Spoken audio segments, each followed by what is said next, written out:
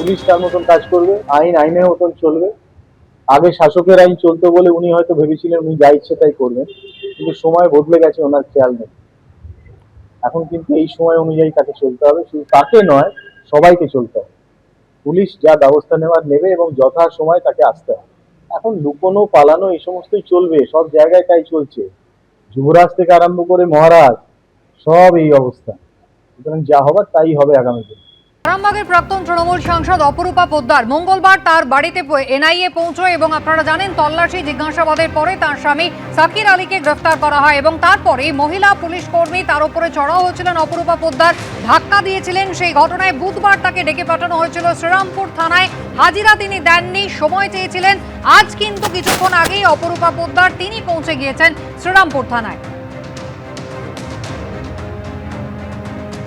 সমীরণ পাল আমাদের প্রতিনিধি রয়েছেন সরাসরি আমাদের সঙ্গে। সমীরণ, বুধবার দিন নির্ধারিত সময় পেরিয়ে গিয়েছিল, নগরদারা আদালতে পৌঁছে গিয়েছিলেন অপরূপা পোদ্দার। আজকে অবশেষে তিনি এলেন শ্রীরামপুর থানায়, কি কি অভিযোগ?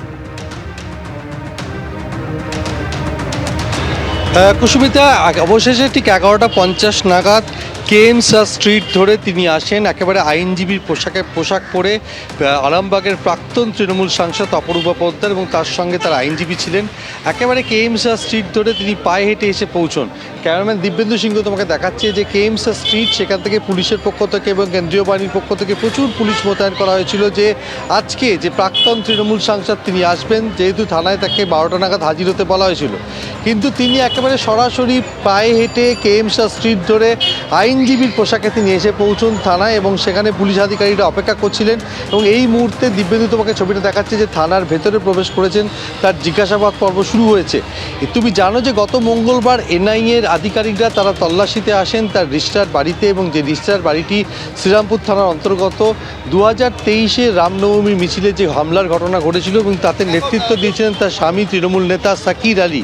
আর এই সাকির আলীর বিরুদ্ধে অভিযোগ ছিল রামনবমীর মিছিল থেকে গণ্ডগোল করা, এবং সেই মিছিলে গণ্ডগোলের অভিযোগে সেই তদন্তে এনআইএ আসে এবং সাকির আলীকে যখন গ্রেপ্তার করে নিয়ে যায় তার বাড়ি থেকে, সেই সময় একটা গণ্ডগোলের ঘটনা ঘটে এবং শ্রীরামপুর থানার পুলিশ সেখানে ঘটনাস্থলে ছিল। এবং প্রাক্তন তৃণমূল সাংসদ অপরূপা পোদ্দারের বিরুদ্ধে অভিযোগ ছিল কর্তব্যরত পুলিশ কর্মীদের সঙ্গে দুর্ব্যবহার এবং তাদেরকে নিগ্রহ করা। সেখানে মহিলা পুলিশ কর্মীর সঙ্গে তিনি অভব্য আচরণ করেন, গালিগালাজ করেন, শুধু তাই নয় তাকে একাধিকবার নিগ্রহ করেন এবং সেই ভিডিও ফুটেজও সামনে আসে। একদম সেই ভিডিও ফুটেজ একবার দর্শকদের দেখিয়ে দিই সমীরণ, আমি আবারও ফিরবো। সাকির আলী, যার বিরুদ্ধে অভিযোগ ছিল যে এনআইএ তাকে গ্রেফতার করে, তার বিরুদ্ধে অভিযোগ 2023 সালে রিসরায় রামনবমীর মিছিলে অশান্তির ঘটনায় মূল উস্কানিদাতা তিনিই ছিলেন। তাকে গ্রেফতার করার পরে অপরূপা পোদ্দার তিনি এই কর্তব্যরত মহিলা পুলিশ কর্মীকে এভাবে ধাক্কা দেন। দিদি কি বলবেন? দিদি কি বলবেন? দিদি কি বলবেন? দিদি কি বলবেন?